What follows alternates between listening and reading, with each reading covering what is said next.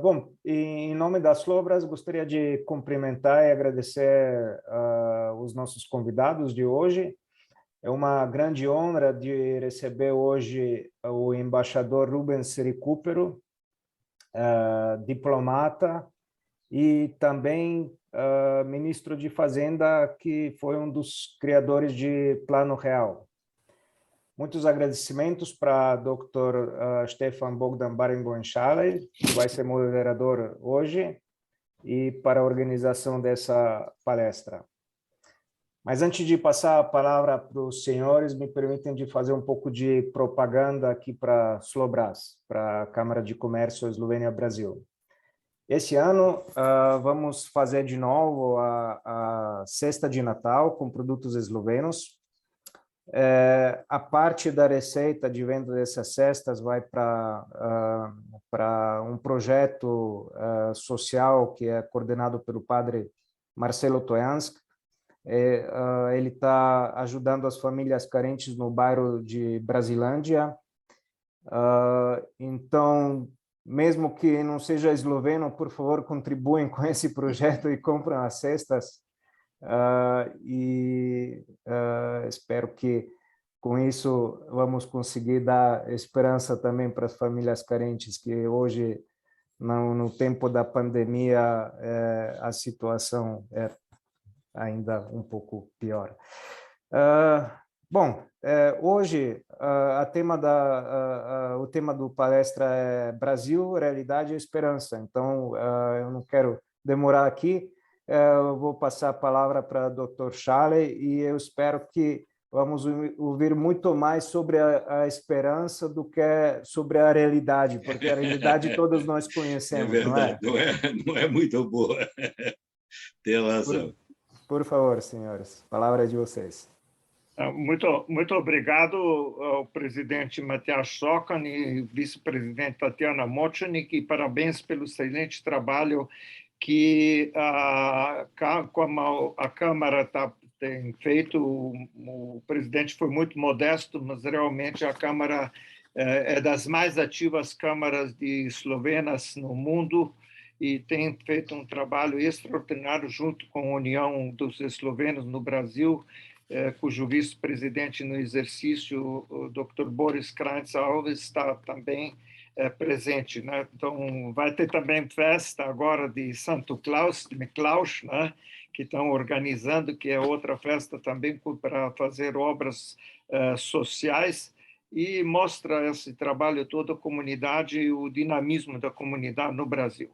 Eu quero também cumprimentar todos os participantes, todos os amigos e amigas, em especial Sua Excelência, embaixador da República da Eslovênia no Brasil, Sr. Goras Rančel, que nessa semana, embaixador Recupero fez um extraordinário trabalho dentro do ciclo, dentro do projeto dentro do trabalho da presidência do Conselho da União Europeia da Eslovênia sobre economia circular. Na América Latina, reuniu especialistas de vários países latino-americanos, do Brasil e da Comissão Europeia e da Fundação EULAC, que, por sinal, foi iniciada e fundada durante a primeira presidência da Eslovênia da União Europeia em 2008. Quero também cumprimentar a embaixadora Débora Barenboim-Schaller, que foi a primeira embaixadora do Brasil em Ljubljana e que, durante a sua carreira, foi assessora do ministro Recupero, tanto no Ministério do Meio Ambiente como da Fazenda. E cumprimento com muita honra e agradeço muito a aceitação do convite o ministro Rubens Recupero, um ícone do serviço público brasileiro e de reconhecimento internacional do Brasil que nós todos queremos e do Brasil que nós respeitamos. O ministro Recupero é paulista, como vários de nós, filhos imigrantes, não italianos, ele é de imigrantes italianos, nós somos de imigrantes eslovenos ou outros, formou na Faculdade de Direito da USP, entrou para o concurso no Itamaraty em 1959 e sendo que o primeiro posto dele foi em Viena, ou seja, na fronteira ali com, É então, verdade, Iugoslávia com a é Eslovênia. verdade. Galgou vários postos importantes no Serviço Exterior brasileiro, foi embaixador em Washington, em Genebra, Roma, foi secretário-geral adjunto de Nações Unidas no posto do diretor-geral da Conferência sobre o Comércio, UNCTAD, mas para nós foi primeiro, e é importante salientar isso, o primeiro ministro de Meio Ambiente e Amazônia Legal do Brasil, e foi ministro da Fazenda na fase mais aguda da implementação do Plano Real.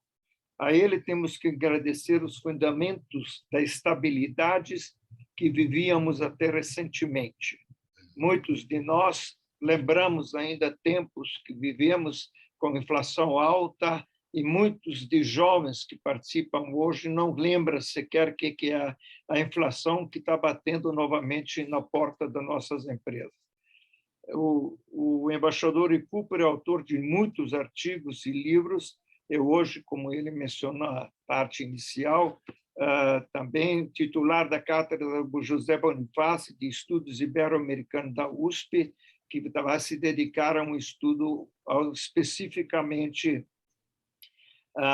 especificamente sobre os 200 anos do Brasil. É uma reconhecida autoridade em assuntos de política, comércio internacional, respeitado no mundo inteiro e respeitados por todos nós. Portanto, ministro, muito bem-vindo, mas eu ainda tenho que pedir a todos que desligam telefones, que desligam os microfones. Nós estamos gravando a reunião também, mas sendo que a reunião segue as regras de Chatham House, que são o que hoje aqui se conversa, fica entre nós mesmos e não pode ser divulgado. O ministro, depois da sua palestra, vamos deixar as questões que tiverem colocadas. Quem tiver, por favor, manda pelo chat para a gente transmitir nos últimos 10 minutos depois para o ministro para o debate. Com a palavra, o embaixador Rubens Recupero. Muito obrigado. Muito obrigado, Stefan. Boa tarde a todos, aos que eu já cumprimentei, aos demais que ainda não tive a oportunidade de saudar. Para mim é um motivo de alegria, sabe, estar neste meio da Câmara Eslovena, porque, como eu tive a oportunidade de dizer um momento antes, eu já estive 2 vezes na Eslovênia, na época que justamente a Débora era embaixadora lá, fiquei hospedado com ela, e ela e o Stefan foram grandes anfitriões, me levaram para conhecer o país. Eu aprendi muito, tanto sobre Ljubljana como sobre o país em geral, né? Pelo qual eu tenho uma imensa simpatia, sabe? Então, é realmente uma alegria muito sincera estar com vocês. Eu pretendo fazer uma conversa completamente despretensiosa, né? Uma conversa sem nenhum formalismo. Se vocês quiserem, por favor, me interrompam, se houver necessidade. E, depois de alguma apresentação, eu gostaria de ter a possibilidade de algum diálogo, né? Respondendo a questões que me sejam formuladas, né? O nome desse nosso encontro é Brasil, Realidade e Esperança, né? Como o presidente da Câmara muito bem disse, a realidade, mais ou menos, nós todos sabemos qual é, né? Nós estamos vivendo essa realidade, esperamos que estamos superando a pandemia, né? Oxalá ela não volte, como voltou na Europa agora, com muita força, né? Estamos com esperança de retomar uma vida normal, mas ainda combatendo toda essa herança negativa que a pandemia ou criou ou agravou, né? Problemas que nós já tínhamos antes, uma situação econômica com dificuldade de voltar a crescer, né? A aceleração da inflação, a que o Stefan se referiu muito bem, que é uma causa de preocupação, o agravamento dos problemas sociais, sobretudo, né? Por causa do aumento muito grande do número de desempregados. Tudo isso forma uma conjuntura desafiadora, né? Não é só no Brasil, em outros países, em graus maiores ou menores, né? Isso está presente. Aqui, infelizmente, é agravado por um governo que não está à altura, né, desse desafio, e vamos ter todos esses problemas confluindo o ano que vem nas eleições, né? Hoje nós estamos a uma distância de 11 meses das eleições. Vocês sabem que o primeiro turno das eleições vai ocorrer no dia 2 de outubro de 2022. Portanto, nós hoje já estamos praticamente às portas, né? É provável que logo depois dos feriados, né, de Natal, Ano Novo, já a campanha eleitoral comece com muita força, né? Agora, eu teria uma certa hesitação em me concentrar apenas no momento atual, porque o momento é sempre uma fotografia, enquanto que o importante é o filme, né? É o movimento, é a dinâmica.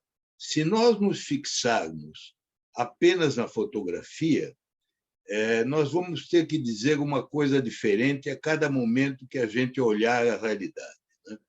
Eu, hoje, um pouco antes do nosso encontro, eu estava relendo um trabalho que eu fiz a convite de uma instituição espanhola, numa época em que o Brasil ia muito bem, naquela época em que o Economist tinha feito aquela famosa capa, né, em que o Cristo do Corcovado decolava, né? O Brasil era considerado um exemplo. E eu fui ler aquele trabalho e verifiquei como ele está distante da realidade atual, porque naquela época tudo parecia que ia bem, né? 2009, 2010, 2011. Depois, os sinais foram se acumulando e as dificuldades se multiplicaram. Isso é apenas para dizer que, se nós nos fixarmos apenas no instante que passa, existe esse perigo, porque a tendência humana, né, que é muito forte, é sempre projetar o que está acontecendo agora para o futuro. Nós, em geral, da mesma forma que, quando tudo vai bem, achamos que o futuro também vai ser bom e não somos capazes de imaginar tempos difíceis, da mesma maneira, quando nós estamos vivendo momentos ingratos, a nossa tendência é ficar com o espírito abatido, achando que o futuro vai ser também tão ou mais difícil. Por isso, eu acho que, como sugeria o presidente da Câmara, a gente tem que se fixar mais na palavra esperança. Agora, o que significa esperança? Olha, esperança é uma expressão que tem um sentido religioso e tem um sentido leigo, um sentido da vida comum. O sentido leigo de esperança é muito singelo, muito simples. Significa a confiança de que o amanhã vai ser melhor do que o dia de hoje, vai ser melhor do que foi o dia de ontem. Isto é, a confiança de que o futuro vai ser melhor do que o presente, como nós, em geral, achamos que o presente foi melhor que o passado. Não sempre, mas em geral, né? Então, a confiança é, no fundo, isso. Se o ser humano não tiver a confiança de que o futuro vai ser melhor, ele vai ter dificuldade em encontrar razões para viver, né? Porque nós somos movidos sempre pela expectativa que o dia de amanhã vai ser melhor.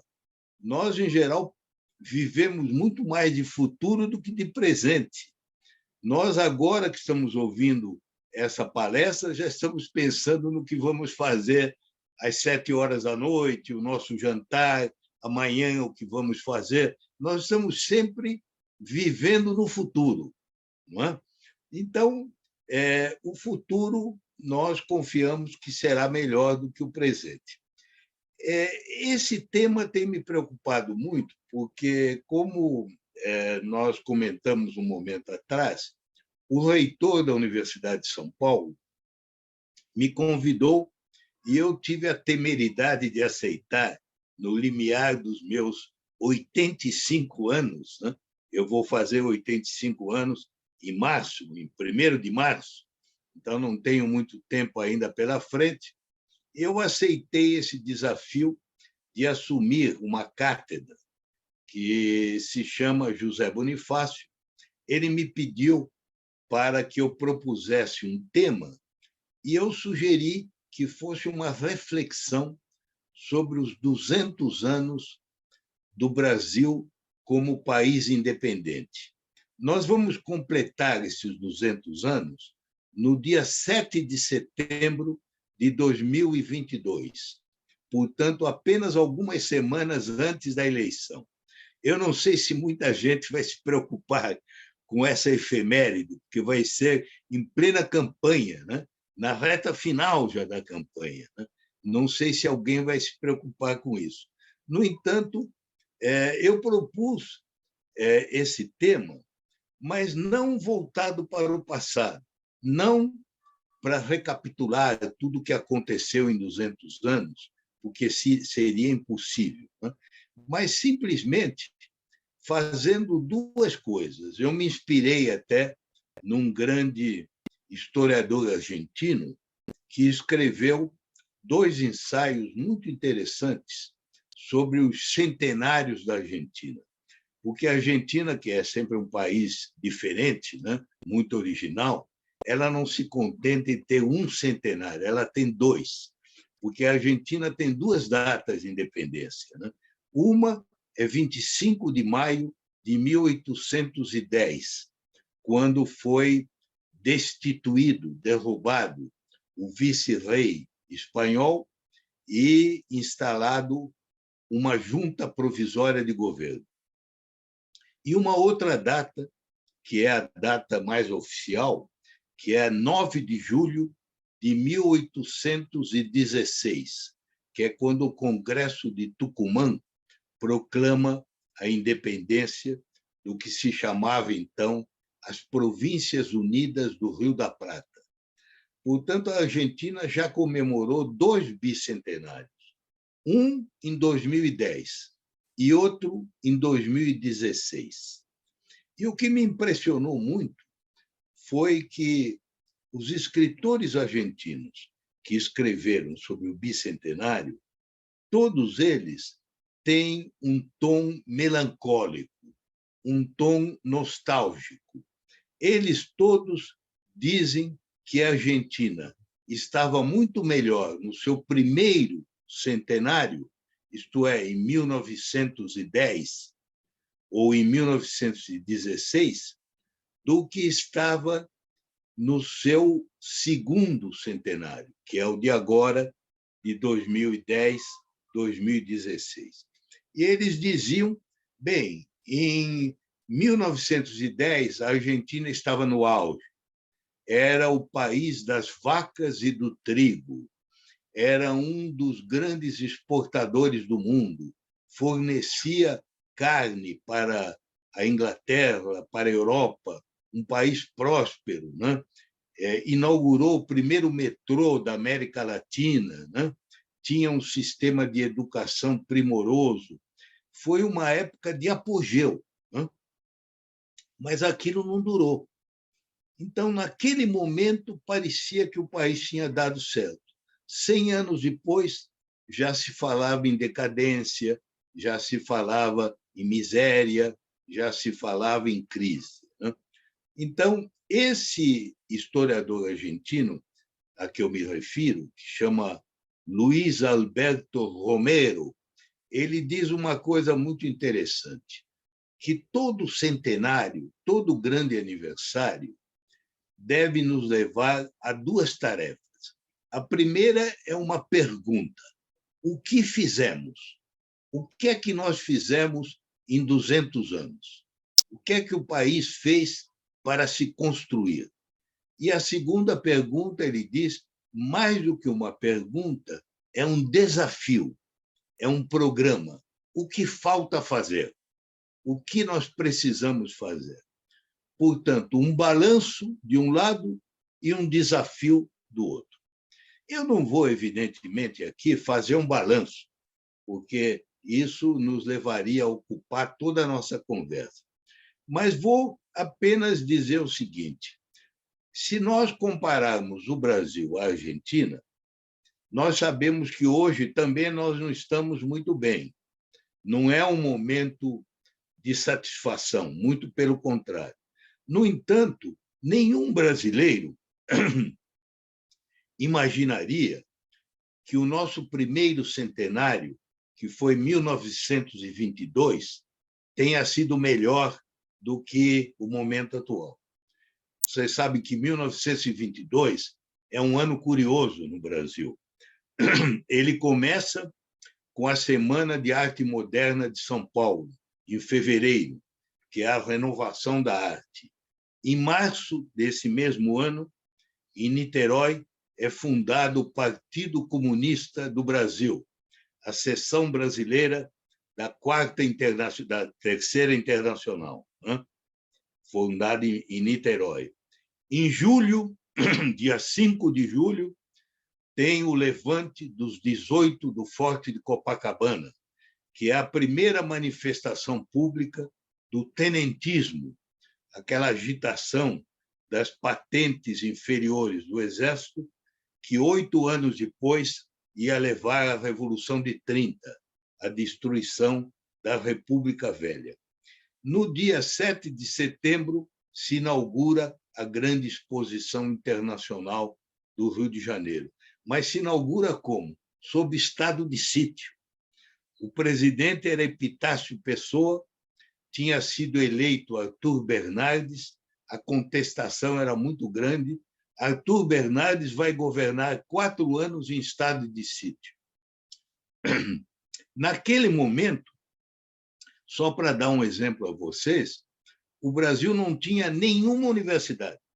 Tinha escolas superiores, que tinham sido criadas, algumas ainda no Império, né? Uma por Dom João VI, a Escola de Medicina da Bahia, as outras, as 2 faculdades de Direito de São Paulo e do Recife, por Dom Pedro I, mas eram escolas isoladas. A primeira universidade, a Universidade do Brasil, foi criada nessa época, mas não tinha sido instalada. E ela foi criada até por uma razão curiosa, é que o governo queria dar um título de doutor honoris causa ao rei Alberto, da Bélgica, que vinha visitar o Brasil, mas não tinha como dar o título, porque não havia nenhuma universidade, não é? Então, criou-se a universidade, que foi sendo instalada aos poucos. Para vocês verem como, apesar dos pesares, o Brasil de hoje é outro país, eu não vou nem recuar a 1922, porque seria covardia, né? Mas, em 1950, vocês sabem quantos brasileiros estavam matriculados em universidades? 40 mil brasileiros. Vocês sabem quantos brasileiros estão matriculados hoje? 8.600.000. Então, é apenas um dado. Eu poderia escolher mais 20, 30 dados, número de universidade, número de instituições de pesquisa, uma porção de coisas. Mas não vou fazer isso porque não quero cansar ninguém. É apenas para mostrar o quê? Mostrar que um país é uma construção permanente. Qualquer país, mesmo a China, que tem 5.000 anos, né, de vida contínua, está sempre se construindo e reconstruindo. A Índia, né, os países mais antigos do mundo estão sempre se reinventando. E, como toda construção, tem momentos bons e momentos ruins, né? Nós, basta pensarmos na Europa, eu não preciso dizer a vocês que são eslovenos, né? Mas se a gente olhasse para o Império Austro-Húngaro, para Viena, no seu apogeu, era uma coisa. Se olhássemos Viena depois da derrota na Primeira Guerra, com a fome, com a gripe espanhola, com a tuberculose, com o desespero, era outra.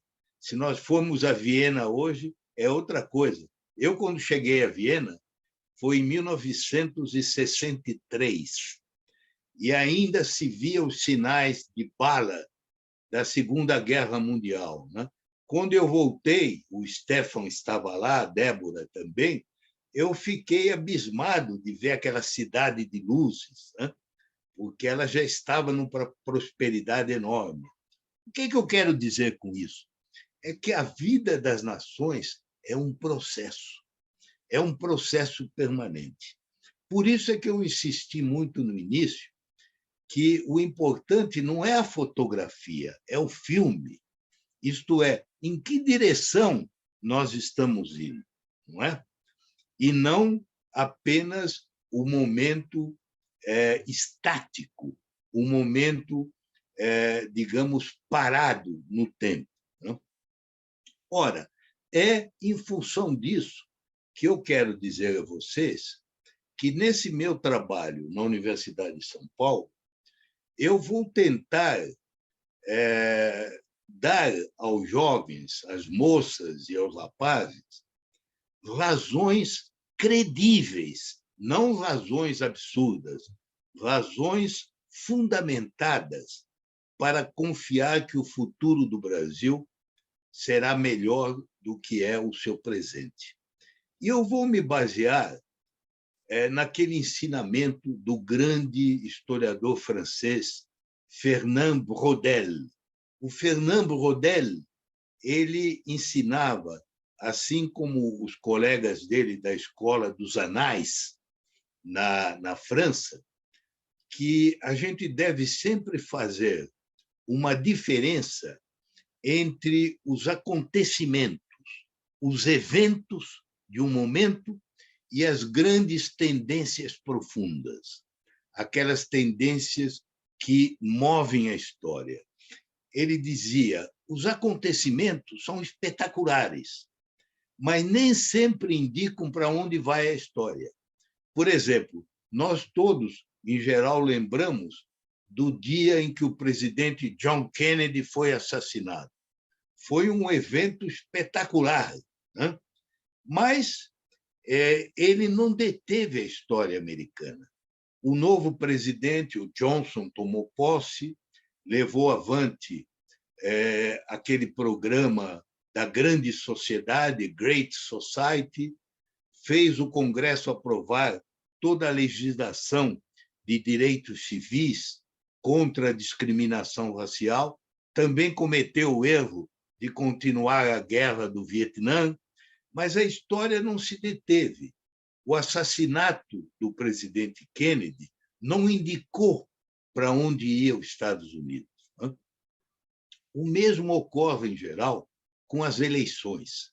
A eleição de Trump ou a eleição do Bolsonaro são dois eventos fortes, mas não quer dizer que eles indiquem o que vai ser os Estados Unidos daqui 60 anos ou o Brasil daqui 30. São acontecimentos. Não é? O Brodel tinha uma expressão muito interessante para explicar isso. Ele viveu, vocês sabem, em São Paulo vários anos, porque ele ajudou a criar a Universidade de São Paulo.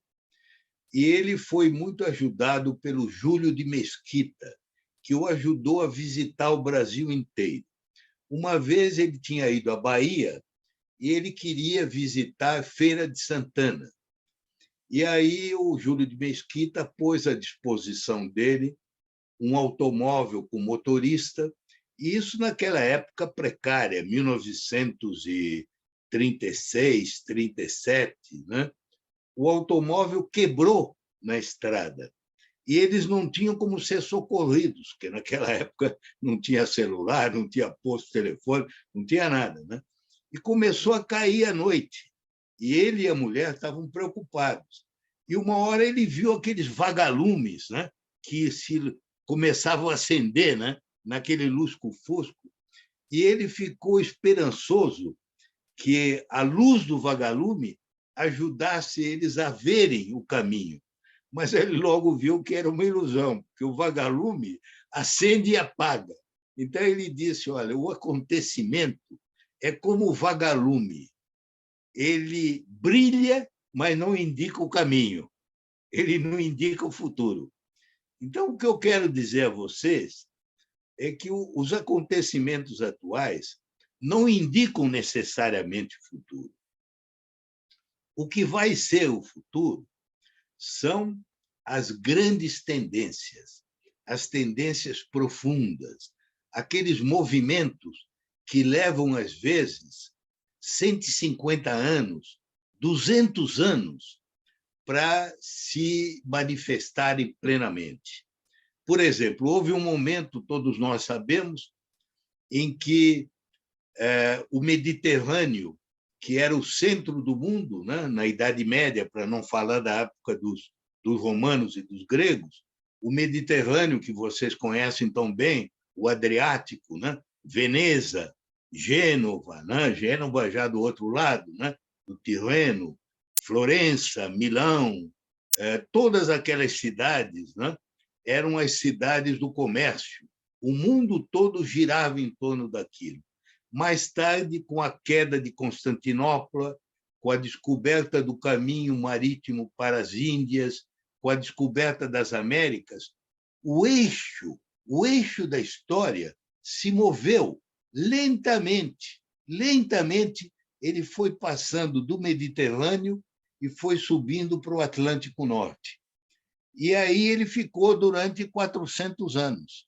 O eixo do mundo está entre a América do Norte, Estados Unidos de um lado, e a Europa do Norte, Reino Unido, Grã-Bretanha, Holanda, né?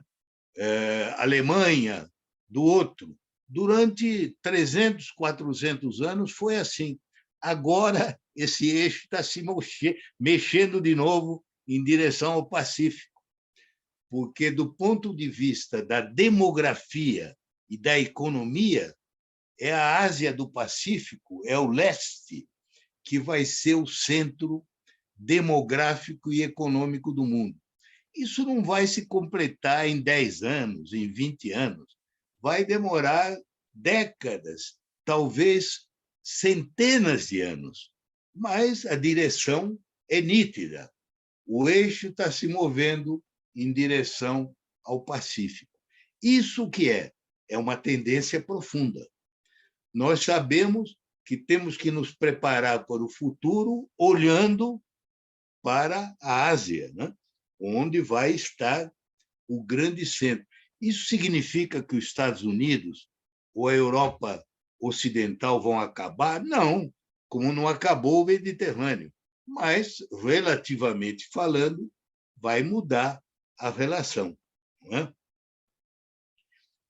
Quando nós enfrentamos uma pandemia, por exemplo, a pandemia é um acontecimento, é quase uma conjuntura, que é um acontecimento que demora 18 meses. Às vezes, demora 22 meses, mas não dura o tempo todo.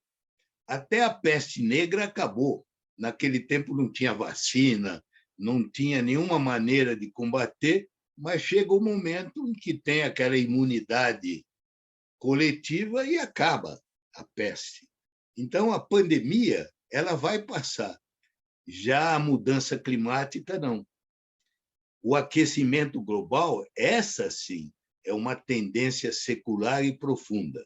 Por quê? Porque ela depende da atmosfera, nós continuamos a alimentar o fenômeno, e esse fenômeno, daqui a 10 anos, daqui a 30 anos, daqui a 100 anos, vai estar lá, produzindo seus efeitos.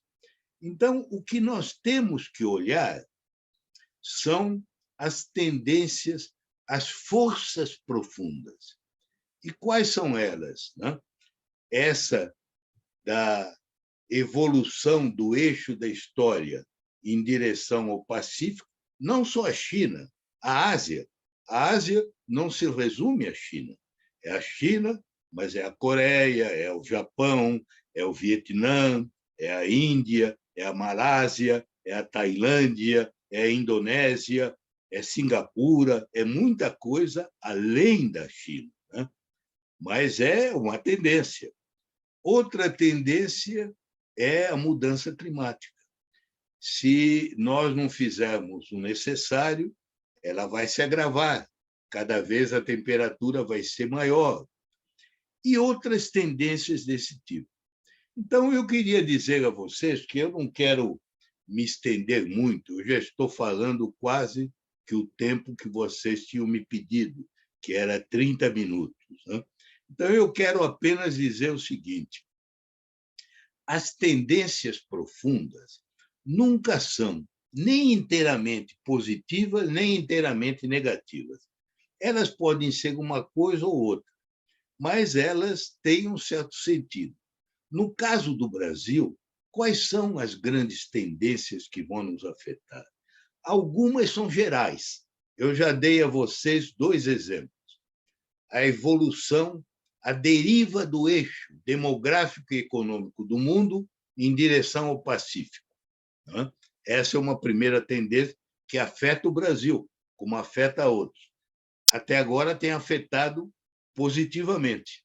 Neste ano, vocês sabem que só em relação à China, o volume de exportação brasileira que vai para a China já chega a 33% do total. Se nós incluirmos os outros países da Ásia, a Ásia representa hoje 50% do destino das vendas brasileiras. Bangladesh, sozinho, representa mais exportações para o Brasil do que todos os países nórdicos somados.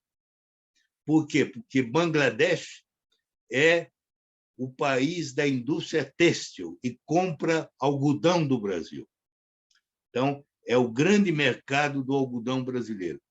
Então, a primeira tendência para o Brasil é positiva, porque já representa metade da nossa exportação.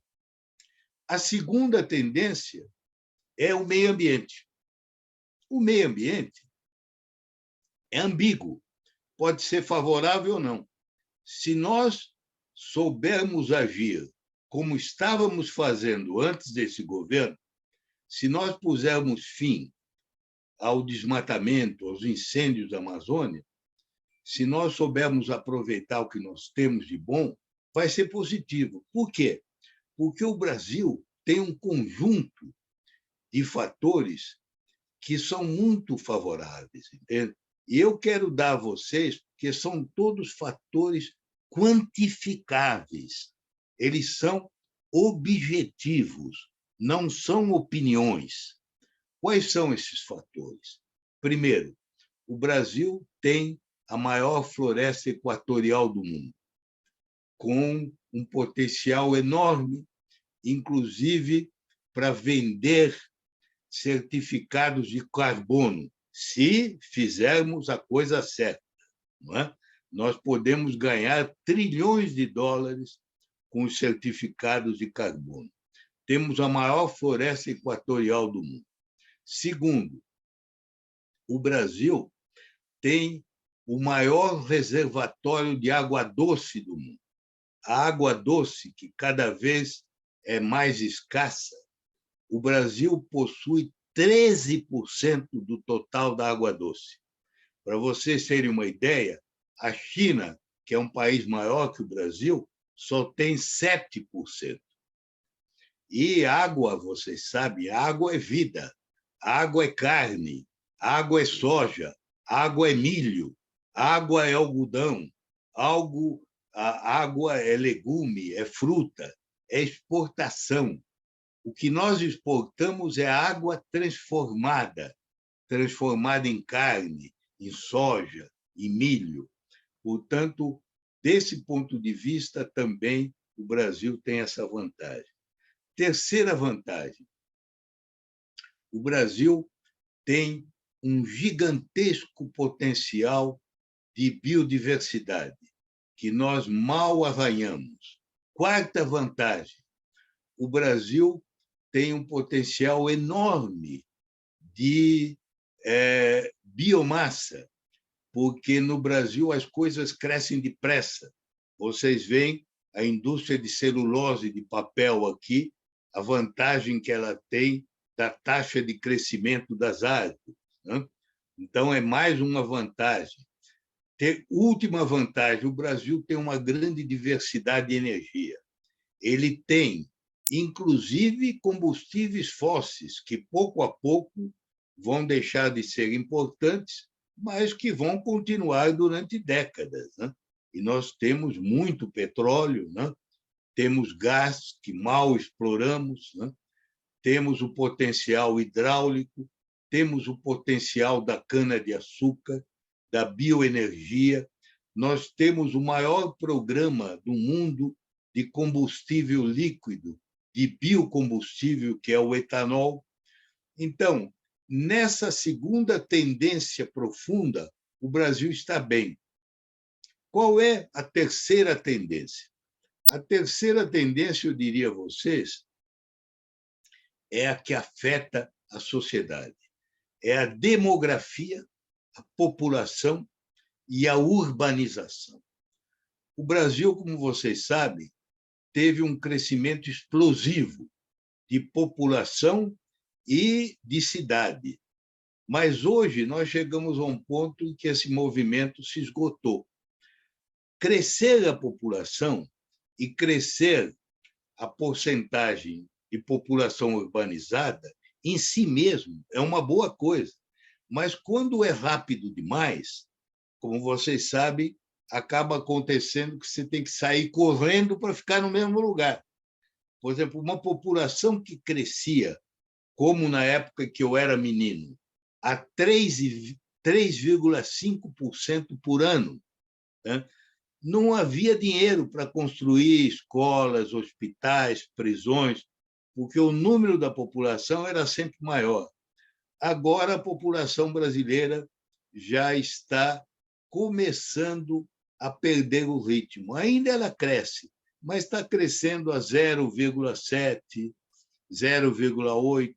A partir de um certo momento, ela vai começar a diminuir de tamanho. É claro que isso vai trazer problemas. Como eu disse, nenhuma tendência é só positiva ou negativa. Vai ter problemas. Previdência social, envelhecimento, mas ela vai dar uma vantagem. Pela primeira vez na nossa história, nós vamos poder estar aliviados, nós vamos poder melhorar a qualidade das escolas e não só ter que construir escolas. E isso significa tudo, né? Em todos os setores é a mesma coisa. A mesma coisa as cidades. Você sabe que a taxa de urbanização do Brasil já está em 86%. E é uma taxa enganadora, porque o IBGE tem um critério errôneo. Ele considera que a população de uma cidade de menos de 20 mil habitantes é zona rural. Isso, como vocês sabem, é um absurdo. Na Suíça, a maior parte das cidades nem tem 20 mil habitantes, então seria tudo zona rural, né? Então, na verdade, a proporção de população urbanizada no Brasil, em realidade, é de mais de 90%. Então, nós já chegamos quase que ao topo. O Brasil, no começo do século XX, no ano de 1900, tinha 17,5 milhões de habitantes. Hoje tem 213 milhões de habitantes. Passamos de 17 a 213. Quando eu nasci, em 1937, o Brasil tinha 39 milhões de habitantes. São Paulo tinha 1 milhão de habitantes. Vejam a diferença dos números. Agora, esses números vão diminuir. E assim por diante. Eu poderia dar a vocês uma outra tendência, né? É que o Brasil tem graves problemas, mas conseguiu desenvolver uma agricultura adaptada aos trópicos com grande eficácia. Hoje nós somos o primeiro, segundo ou terceiro maior produtor e exportador em cerca de 14 commodities. Não é mais quando eu era menino, que era só em café. Naquele tempo se dizia o mal do Brasil é que nós só produzimos sobremesa, que era café e açúcar. O bom era produzir trigo e carne, como a Argentina. Hoje, não. Nós produzimos 14 ou 15 commodities. E para um mundo que está crescendo e se urbanizando, e que vai precisar dos nossos produtos, que é esse mundo da Ásia, né? Que vai precisar dos nossos produtos. Portanto, eu estou dizendo isso tudo a vocês, olha, eu já estou falando há mais de 40 minutos. Então, eu vou só para dizer o seguinte, isso que eu estou dizendo a vocês não é minha opinião, são fatos objetivos, são números. Vocês podem verificar. Tudo isso que eu estou dizendo não é uma coisa que vai acontecer no futuro, já está acontecendo. O que eu quero dizer é que as forças estruturais brasileiras não são negativas, elas não são desfavoráveis. O que é desfavorável é a conjuntura política e econômica. E essa conjuntura vai culminar no ano que vem num processo eleitoral em que o eleitorado vai ter que fazer uma escolha certa. Porque com a escolha certa nós poderemos aproveitar as forças estruturais. E é por isso que eu dizia a vocês que, na minha opinião, não há razão para não acreditar que os próximos 100 anos sejam melhores do que foram os primeiros 100 anos ou os segundos 100 anos do Brasil. Eu poderia dar muitas razões, mas darei apenas uma, que é a educação. Infelizmente, um dos problemas que sempre nos puxou para baixo foi que nós não dávamos importância à educação. Como eu disse a vocês, em 1900, o Brasil tinha 17, 18 milhões de habitantes, dos quais 85% ou mais analfabetos absolutos. Muitos eram ex-escravos, porque a abolição tinha acontecido 12 anos antes. Eles tinham sido abandonados. Ninguém se preocupou em ensiná-los a ler, a dar um ofício, a dar o treinamento. Essa é a herança maldita do Brasil, a educação. Nós agora estamos despertando para isso. Nós estamos vendo, né? Eu disse a vocês, o número de anos de escolaridade no Brasil, que há 20 anos atrás era apenas de uma média de 6 a 7 anos, hoje está em 13 anos por pessoa. Então, vocês veem a diferença. E eu acentuo esse fato porque, a meu ver, a diferença entre êxito e fracasso vem da qualidade dos recursos humanos. E os recursos humanos dependem da educação. Depende de uma educação de qualidade. A nossa ainda está muito longe disso. Mas nós, hoje em dia, temos pelo menos a compreensão de que esse é um problema fundamental. Portanto, eu termino dizendo a vocês o seguinte: não há nenhum determinismo que torne obrigatório que o futuro do Brasil vai ser melhor do que o presente ou melhor do que o passado. Ele pode ser melhor ou pode ser pior. Vai depender da ação humana. E essa ação humana vai depender da maneira como nós nos comportarmos nos próximos anos, a começar pelo ano que vem, que é um ano eleitoral. Muito obrigado. Eu já falei demais, espero não ter cansado muito. Muito obrigado. Muito obrigado. Muito obrigado, embaixador. Não nos cansou, espero que também o senhor está pronto para os debates, para as perguntas, né? Então, peço quem Sem tiver dúvida. pergunta, por favor, levante a mão aqui nas reações. Nós temos convidados da Argentina, da Eslovênia, do Reino Unido, de Toronto, do Rio de Janeiro, de Uberlândia, de BH, de Patrocínio, de Recife. Assim, temos o Brasil e o mundo presente. Mas talvez eu comece... Campinas também. De onde? Campinas. Pois é, o Hélio. Hélio, aliás, a minha pergunta aqui, Campinas também faz parte do Brasil, não desculpa, Hélio. É a República de Campinas.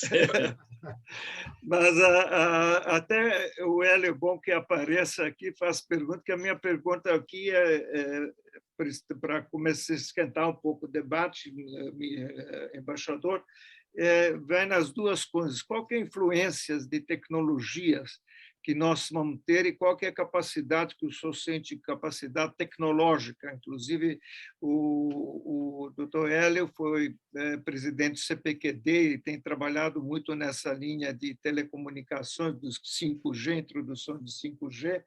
E a outra pergunta também é consolidação de uma sociedade democrática, né? Eu entendi, inclusive, pela sua explicação, que uma sociedade democrática é a pré-condição de um desenvolvimento, né? Aliás, o senhor também mencionou, falando de 200 anos do Brasil e como países se comportam, a Eslovênia está fazendo 30 anos esse ano, né? Então, ainda falta, quando os nossos, apesar de ser uma sociedade de mais de 1000 anos, né, inclusive mencionada no trabalho, nas cartas do Thomas Jefferson como uma das primeiras democracias europeias, né? Os tribos eslovenos escolhiam seus líderes já há 1000 anos atrás, né? Então, eu diria, se permite, nessas duas vertentes, democracia de um lado e, de outro lado, tecnologia. Depois, o Sérgio Costa tem a pergunta também, por favor. Olha, eu vou procurar fazer respostas curtas, embora insatisfatórias, para permitir um debate mais amplo, né? A tecnologia foi um dos temas que eu não cobri na minha apresentação, mas que é, sem dúvida, uma dessas forças profundas, né? Não há dúvida que a história do futuro vai ser plasmada por essa grande revolução tecnológica que já está em curso, né? A revolução da eletrônica, a revolução da inteligência artificial, da computação quântica, de tudo isso que a gente sabe da vanguarda da tecnologia mundial, né?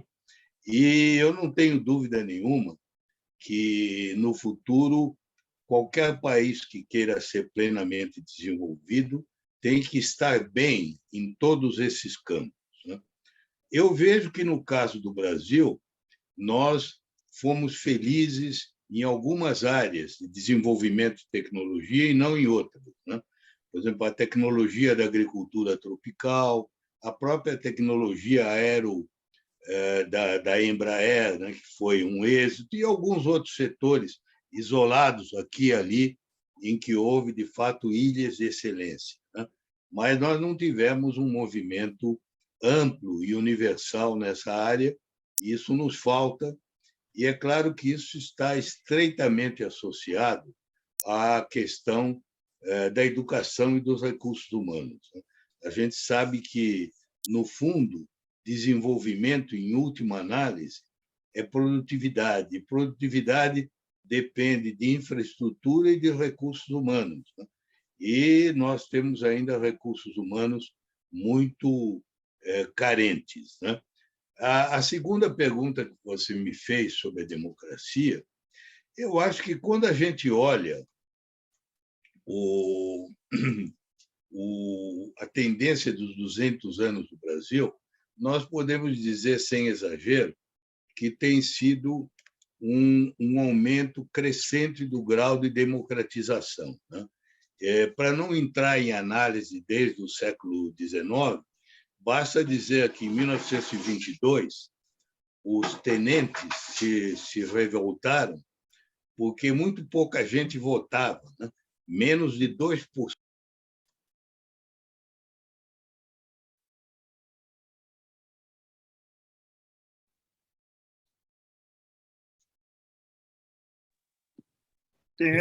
Está sem som. Agora voltou. O ministro tem um problema de som. Agora, não agora sei voltou. como foi, automaticamente tinha ficado. Eu estava dizendo que em 1922, né, a revolta dos tenentes eram contra as eleições a bico de pena, né? Porque naquela época votava pouquíssima gente, né? Uma porcentagem ínfima da população, e mesmo assim as eleições eram fraudadas, né? Ora, desse particular, o Brasil de hoje é infinitamente melhor. Significa que chegamos ao nirvana? Não, longe disso, né?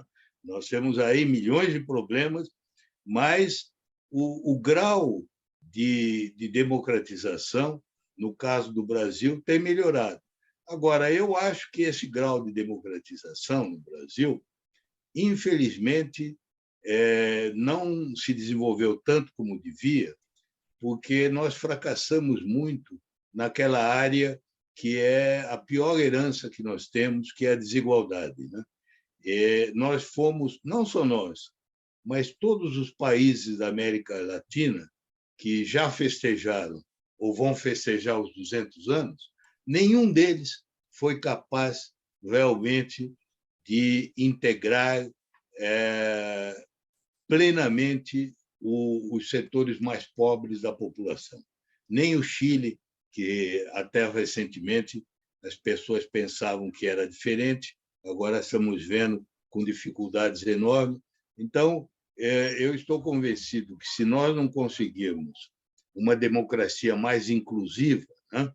Uma democracia de ampla participação, inclusive, como emprego decente, bem remunerado, participação na renda, na riqueza, sem isso nós não teremos nunca uma democracia estável, né? Não só nós, como os nossos vizinhos.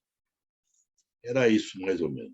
Muito obrigado, embaixador. Então, agora temos três, que é o Sérgio Costa, que foi, inclusive, presidente de Invest São Paulo, doutor Amona Oliveira, que é da empresa Startup, um doutorado no Brasil e na Eslovênia, e o doutor Hélio Graciosa,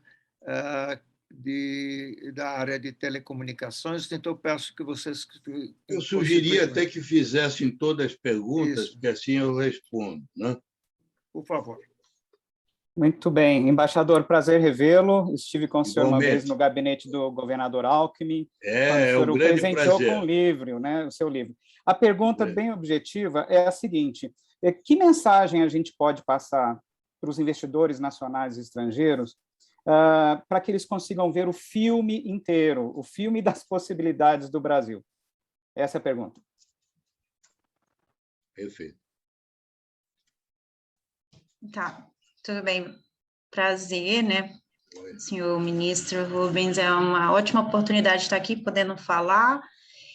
Eu fiquei integrada mais com a questão, assim, na minha perspectiva hoje como empresária, desenvolvendo uma empresa de alta tecnologia dentro do Brasil, eu tenho uma falta, por ter tentado fazer isso também fora do país, eu vejo sempre uma falta de infraestrutura, mas é uma falta de infraestrutura grave.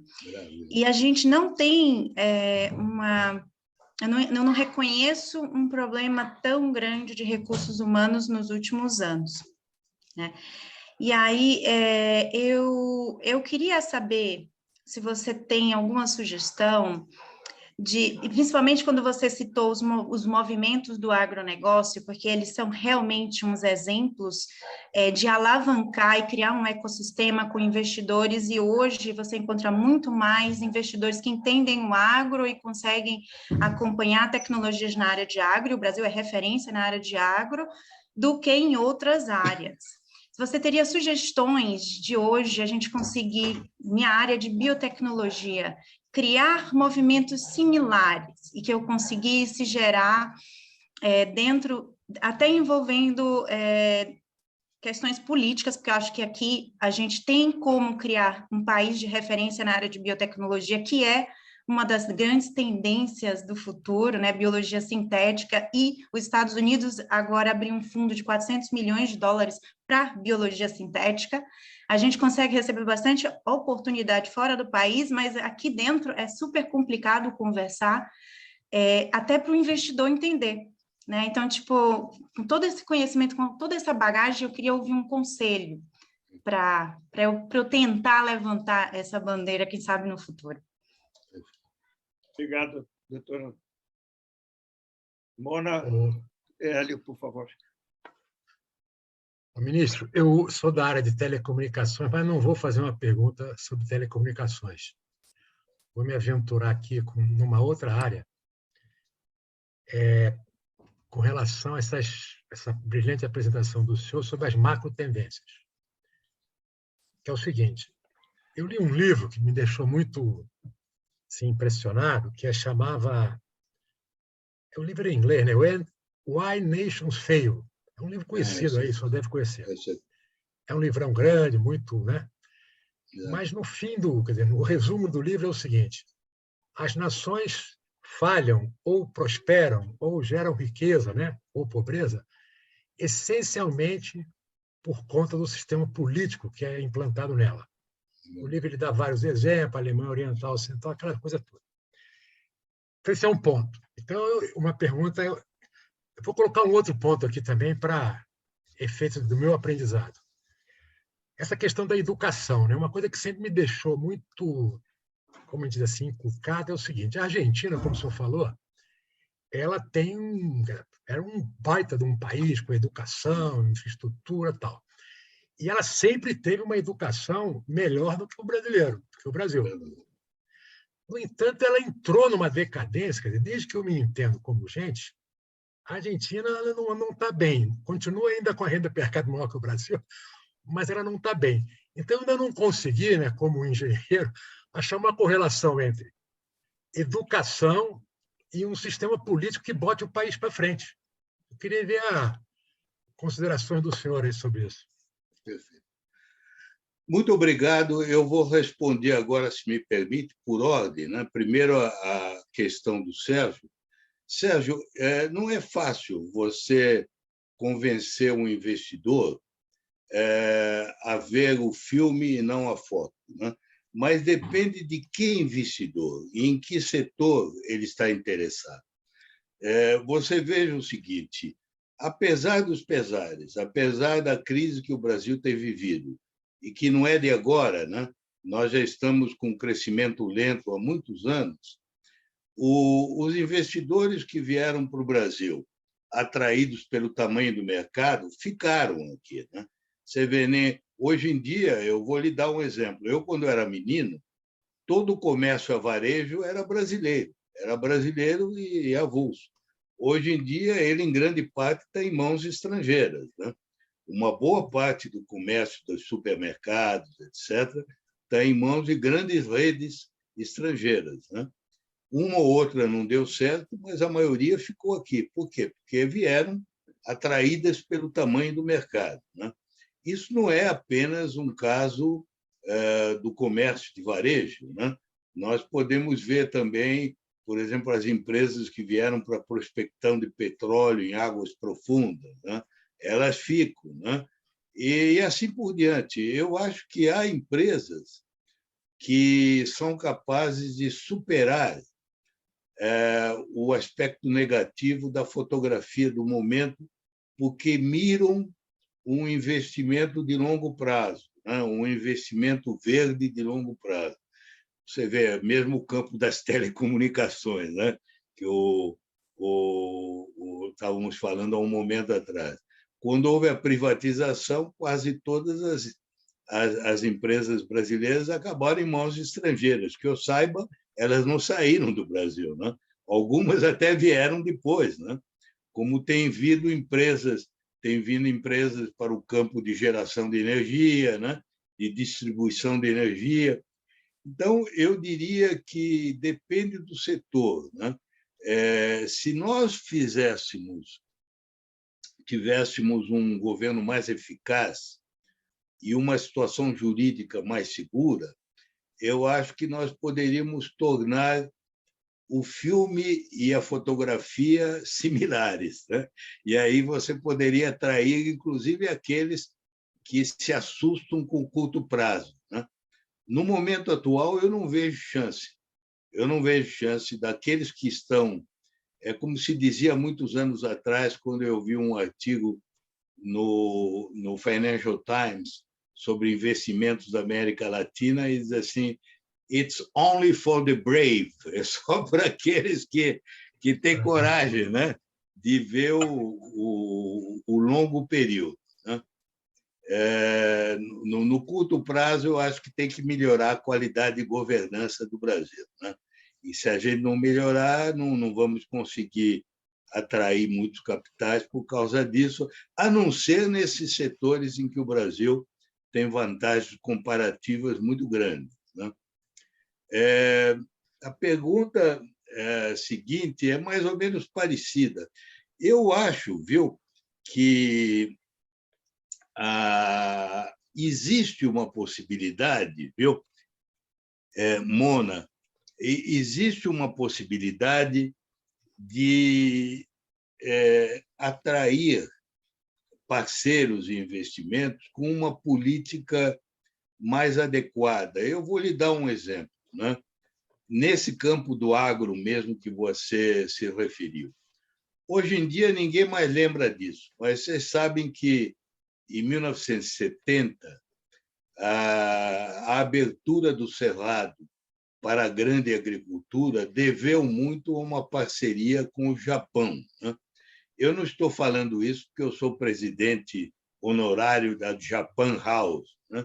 Mas a verdade é que, embora todo mundo só fale da Embrapa, nós tivemos um programa com a JICA, a Japan International Cooperation Agency, que durou mais de 10 anos e levou a bilhões e bilhões de investimento da moeda japonesa no Brasil para tornar o Cerrado compatível. Por sorte, esse programa do Cerrado coincidiu com a criação da Embrapa, mas ele deve muito ao Japão. E o Japão fez isso porque ele queria assegurar uma alternativa de suprimento de soja, porque antes disso, o suprimento de soja estava praticamente concentrado apenas nos Estados Unidos. E o Japão, que era alvo de crescente desconfiança americana, se sentia inseguro de não ter uma alternativa para a compra de soja. Agora, isso foi possível porque, na época, o Alisson Paulinelli e o governo da época adotaram uma política muito inteligente de conceder vantagens aos japoneses, que depois nós estragamos, né? Você sabe que, anos depois, o Brasil perdeu a confiança do Japão por causa dos problemas que houve com a siderúrgica em Minas Gerais, em que o comportamento brasileiro não foi dos mais corretos com os japoneses e eles ficaram muito queimados com isso. Mas tinha havido um esforço. O que eu quero dizer, em 2 palavras, é que, se nós fizéssemos uma coisa similar com um país como a China, nós poderíamos construir a confiança pouco a pouco, né? Porque os chineses têm um interesse similar ao dos japoneses em se assegurar uma fonte alternativa. Agora, você não faz isso insultando a China a cada momento, né? Com o presidente, os filhos do presidente, o ministro da Fazenda insultando a China, aí não dá pé. Você sabe que esses países asiáticos são países que demoram muito para criar confiança, né? E perdem a confiança muito depressa. Então, para criar uma parceria, é preciso que seja uma parceria que ajude os dois lados, um lado e o outro, né? E que seja baseada na continuidade, né?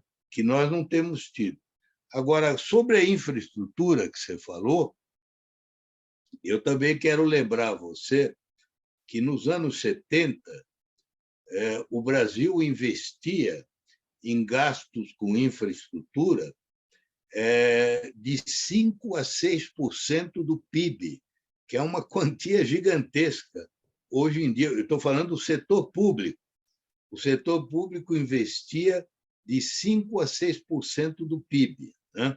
É verdade que, nessa época, o setor público se beneficiava daquilo que os economistas chamam de uma poupança líquida do setor público, que era muito alta, porque o Brasil não tinha déficit.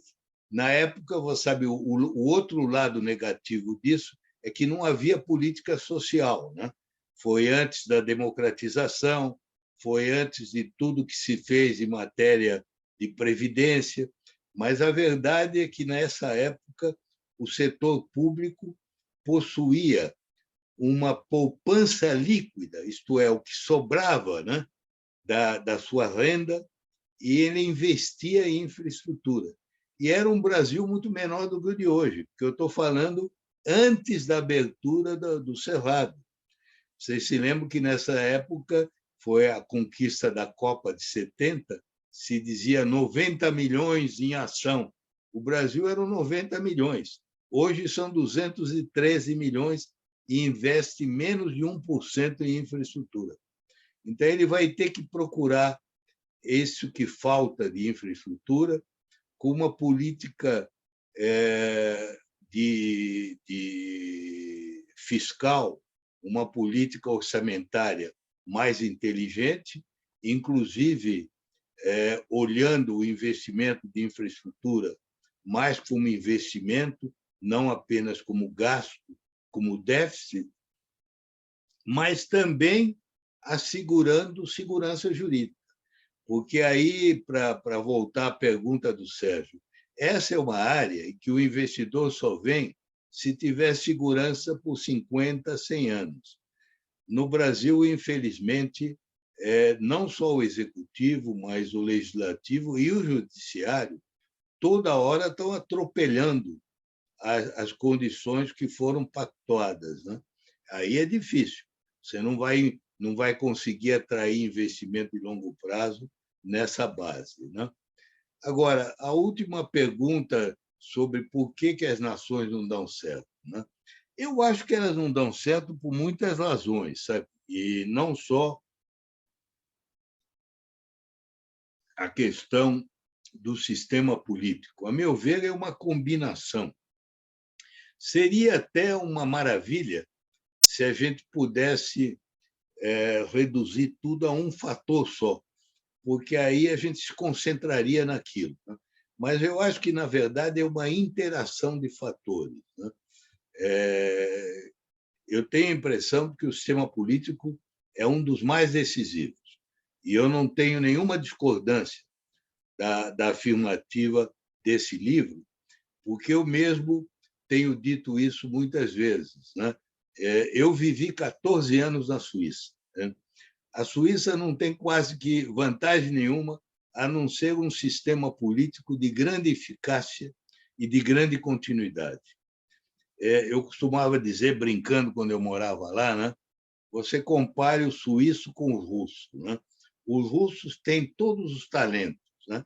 Produziram Dostoiévski, Tolstói, Pushkin, Turgenev, Tchaikovsky, todos os compositores modernos, 80% são russos, né? Shostakovich, o que você quiser, né?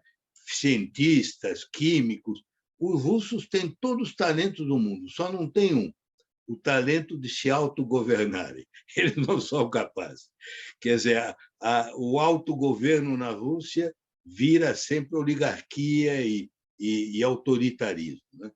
Os suíços, não é verdade, como diz aquele filme O Terceiro Homem, que eles só inventaram o relógio Cuco, né? Na verdade, eles nem inventaram o relógio Cuco, foi um alemão da Floresta Negra que inventou o relógio Cuco. Mas essa afirmação um pouco depreciativa sobre os suíços é injusta, né? Porque Jean-Jacques Rousseau é suíço, né? Pestalozzi era suíço, Le Corbusier é suíço, Benjamin Constant é suíço, a Madame de Staël é suíça. É verdade que a maioria dos suíços acabam indo para a França, né? Porque na Suíça mesmo nem sempre eles têm ambiente. Mas os suíços produziram gente muito boa. Agora, os suíços podem não ter tanto talento como tem os russos ou como tem os italianos, mas eles dão de goleada nos russos e nos italianos em matéria de autogoverno, né? Você sabe que a Suíça, desde o final da Segunda Guerra Mundial, tem a mesma coligação de partidos que governam o país, a mesma coligação há mais de 70 anos. Você sabe que a Suíça praticamente não tem greve, né? A Suíça tem uma lei que chama-se a Lei da Paz Perpétua. Qualquer categoria que quer fazer greve tem que ter tanta mediação que, no fim, até por esgotamento, as partes chegam a um acordo. É raríssimo haver uma greve na Suíça. Você compara com a França vizinha, né? Toda hora tem greve, né? Os suíços têm esse talento, compreende? E esse talento é maravilhoso. Tem um país que não tem nada, não tem recursos naturais, não tem terra arável, não tem coisa alguma. No entanto, tem uma renda per capita que está lá nas nuvens, né? Então, isso que você diz é verdade. Essa capacidade de se autogovernar, o sistema político. Por exemplo, dentro do sistema político, eu admiro muito a capacidade de conciliação, de transação, entende? De compromisso.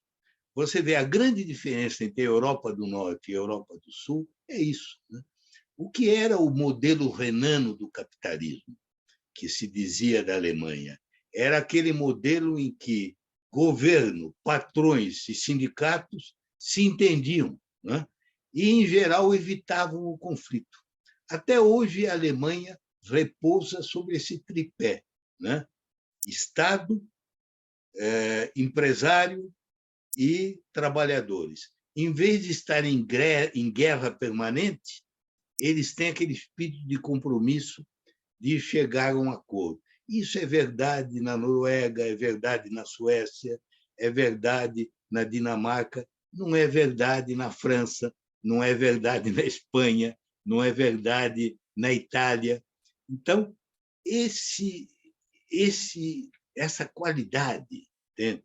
Das partes saberem se entender, de evitar o conflito, é extraordinário para dar eficácia ao sistema político.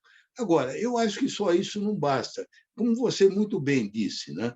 A Argentina, por exemplo, naquele período que eles hoje em dia falam com nostalgia, né? Eles tinham um sistema de educação primária maravilhoso, né? Também sistema de escola média e universidade.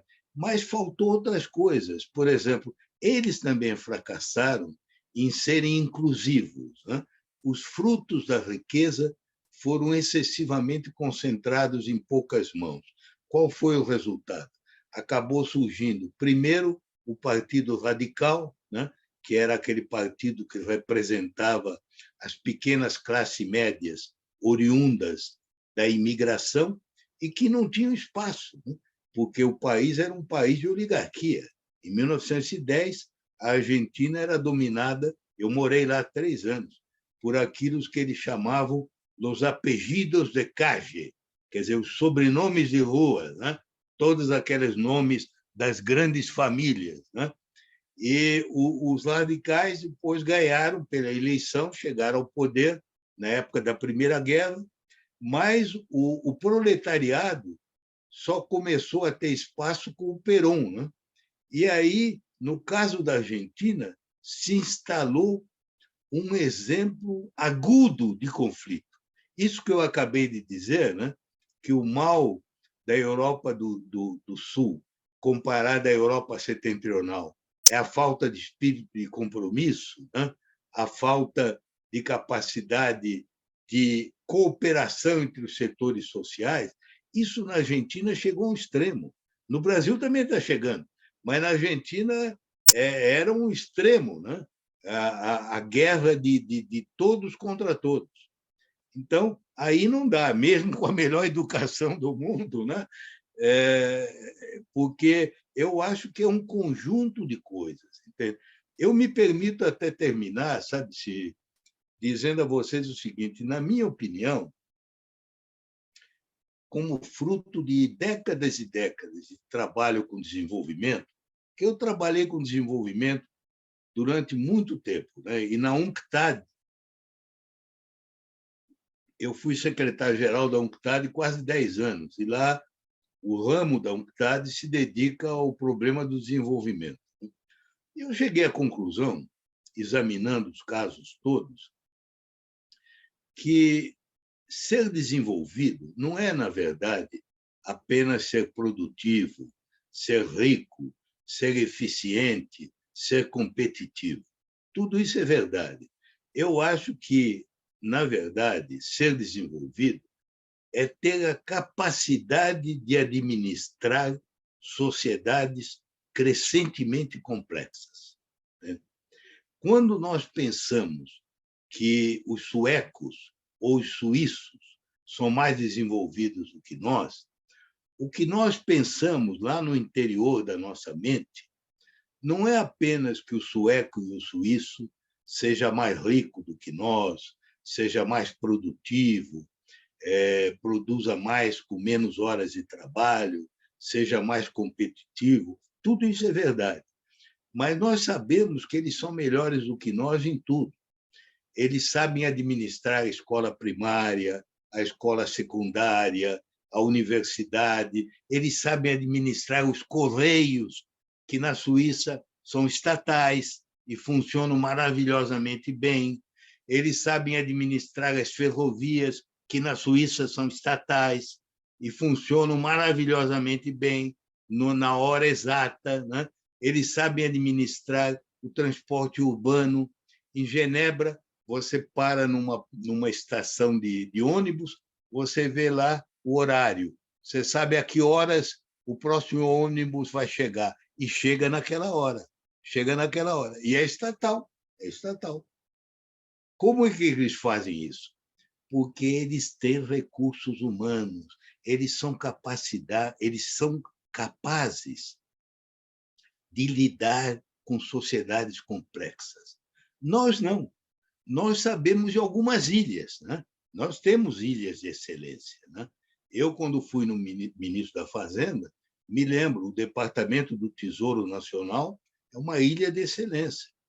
A Secretaria da Receita, você vê, todo mundo paga imposto no Brasil, é difícil escapar do imposto de renda, é uma ilha de excelência. Você tem ilhas de excelência, mas ilhas de excelência rodeadas por um mar de ineficácia, de ignorância, de corrupção. Entende? Então, tem uma ilha aqui, outra ilha lá. Ora, o desenvolvimento não pode ser uma ilha, tem que ser um continente. O desenvolvimento é você ser bom em tudo, desde a administração de prisão até a administração do teatro de ópera. Quem é desenvolvido é bom em tudo. E isso é que nos falta, entende? Nos falta, aí eu creio que é por causa da pobreza dos recursos humanos e de uma educação falha e outras qualidades que nós temos que adquirir, entende? Eu não acho que isso venha automaticamente. Eu queria simplesmente dizer o seguinte: eu acho que o futuro não está escrito nas estrelas. Para ninguém, hein? Mesmo para os mais adiantados, nós acabamos de ver. Quem é que imaginaria que os Estados Unidos ia eleger o Donald Trump? Eu vivi 2 vezes nos Estados Unidos, vivi anos lá. Se me dissessem em 1976 que os Estados Unidos ia eleger o Donald Trump, eu ia achar uma loucura aquilo. E, no entanto, eles tiveram esse retrocesso, né? E eu não preciso lembrar a vocês o que foi o retrocesso da Alemanha dos anos 30, ou da Itália dos anos 20. Em outras palavras, nada é definitivo, nem o bem nem o mal. Nada é definitivo. Tudo depende da ação humana, ação e esperança. Se nós fizermos as coisas certas, nós vamos dar certo. Se nós fizermos as coisas erradas, nós vamos para o buraco. Isso não tenha dúvida.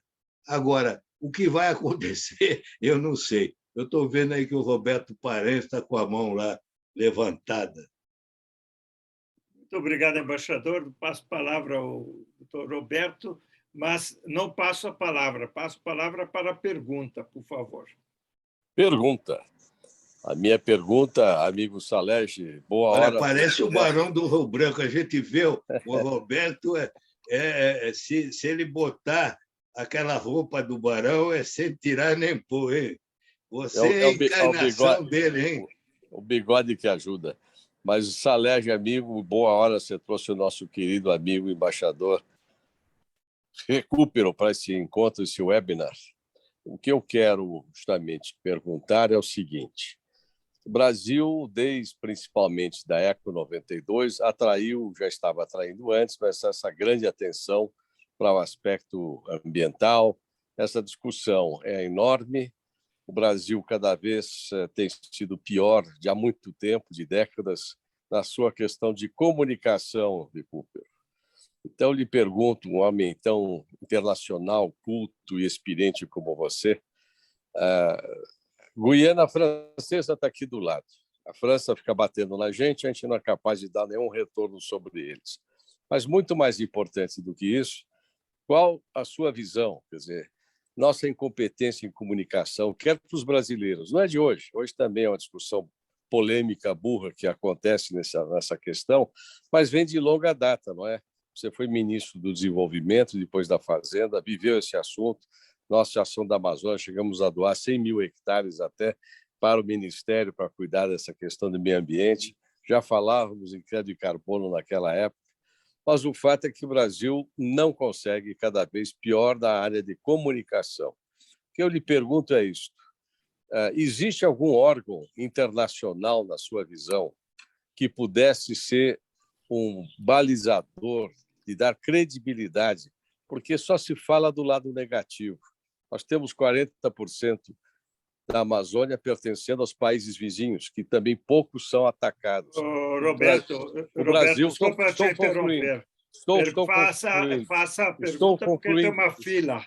Estou concluindo. Então, a pergunta é esta: existe, na sua visão, algum órgão, alguém de competência internacional que pudesse realmente mostrar o lado real dessa questão da Amazônia e, principalmente, para o benefício dessa penalidade que, principalmente, o setor do agronegócio está pagando cada vez mais, já chegando ao boicote aos consumidores, principalmente europeus.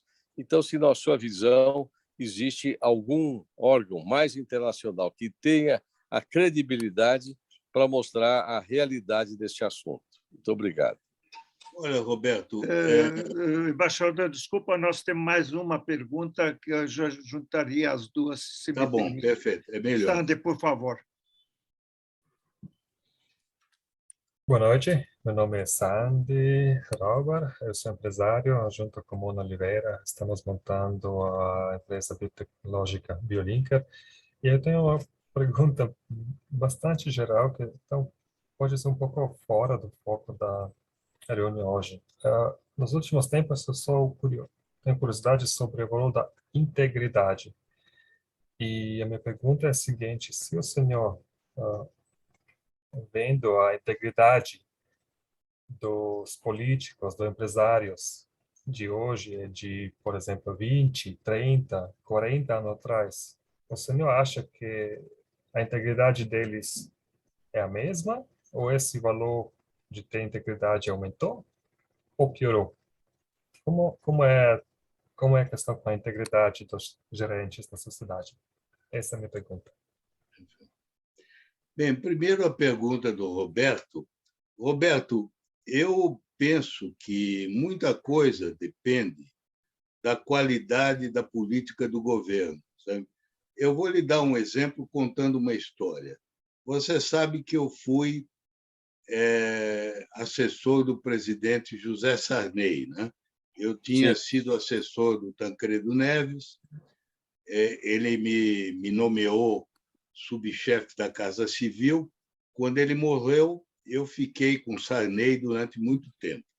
Nessa época, e em 1989, houve uma explosão da campanha em relação à Amazônia, depois do assassinato do Chico Mendes, no Acre, né? E foi um momento extremamente duro em relação à imagem do Brasil. E o Sarney teve uma atitude exemplar. Em vez de simplesmente negar e ficar numa atitude negacionista, apologética, ele tomou uma iniciativa audaciosa. O Itamaraty até achou que era temerária. Ele ofereceu o Brasil como sede da Conferência das Nações Unidas sobre Meio Ambiente e Desenvolvimento, que veio a ser a Rio 92. A conferência só se realizou quando o mandato dele tinha terminado. Foi na época do Collor. Mas o Collor também abraçou a ideia. Eles tiveram, portanto, o quê? Uma atitude proativa e não uma atitude negativa. Abriram o país. Muitos críticos, na época, diziam, mas é uma loucura, imagina o Brasil vai receber todos os ambientalistas do mundo, vão chegar aqui, vão destroçar esse país inteiramente e tal. Não foi isso que aconteceu. Foi a conferência de maior êxito de todas as conferências de ambiente. Até na inauguração foram assinadas as duas grandes convenções, a de mudança climática e a da biodiversidade. E o Brasil teve uma atitude correta. Ele disse, olha, o Brasil tem problemas, nós não negamos. Não negamos a existência de problemas. Nós precisamos da cooperação mundial para melhorar isso tudo. E saímos, foi o momento mais alto da imagem do Brasil. Eu acho que o Brasil teria que fazer a mesma coisa, ele teria que procurar as Nações Unidas, uma das próximas conferências, ele deveria se candidatar para ser sede e procurar mostrar tudo que nós fazemos de positivo.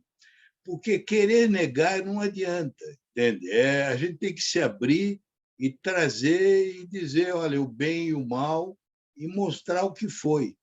Portanto, esse é um exemplo, não é uma opinião, foi um caso que deu muito certo, porque todo mundo reconheceu que havia problemas, mas havia uma vontade de acertar, né?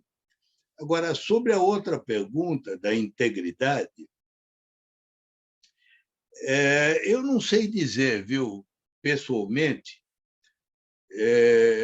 esse é um tema muito delicado, se os políticos e os empresários de hoje são mais ou menos honestos pessoalmente do que foram no passado. A gente sabe que até países, né, que foram muito admirados pela qualidade dos seus políticos, das suas instituições, tiveram momentos terríveis, né? Os Estados Unidos, do final do século XIX, né? Na época em que havia aquelas máquinas para ganhar as eleições, em Nova York até que se cunhou aquela famosa frase, né? O conceito de político honesto é aquele que, uma vez comprado, permanece comprado. Ele é comprado só uma vez, né? Então, havia isso em todos os países. O que eu diria é o seguinte, a gente não pode confiar na integridade moral das pessoas. Nós precisamos confiar desconfiando. Precisamos ter instituições judiciárias que não permitam o abuso e que, se houver violação da integridade, estejam lá para botar a pessoa na cadeia, né? Porque confiar apenas na espontaneidade, da honestidade, não convém.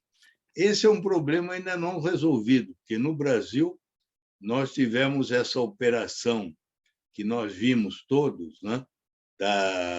da Operação Lava Jato, depois houve uma reação muito forte contra. Eu acho que nós precisaríamos encontrar o ponto justo, o ponto de equilíbrio, uma operação permanente de uma justiça que se mostrasse muito alerta para evitar o abuso. Stefan, eu agora vou lhe pedir o favor, se vocês me permitirem, porque eu, na minha idade, fico um pouco cansado. Nós começamos às 5h, agora nós já estamos a 1h30, e a minha mulher já apareceu aqui para me avisar que, senão, eu vou acabar tendo Muito obrigado, embaixador. Eu tinha até comprometido a embaixatriz que nós não íamos passar de horário, né? Mas foi muito bom, mas eu agora estou meio cansado assim, para falar. Você sabe, eu fui operado há poucas semanas, né, para instalar uma válvula aórtica. Já não estou assim 100% em forma. Como eu te disse, a minha válvula é 0 quilômetro, mas o corpo é 84 anos. A carroceria não ajuda, viu? A compensação, cabeça está muito para frente. Como dizem os técnicos, é a fadiga do material, né? A fadiga do metal. Né?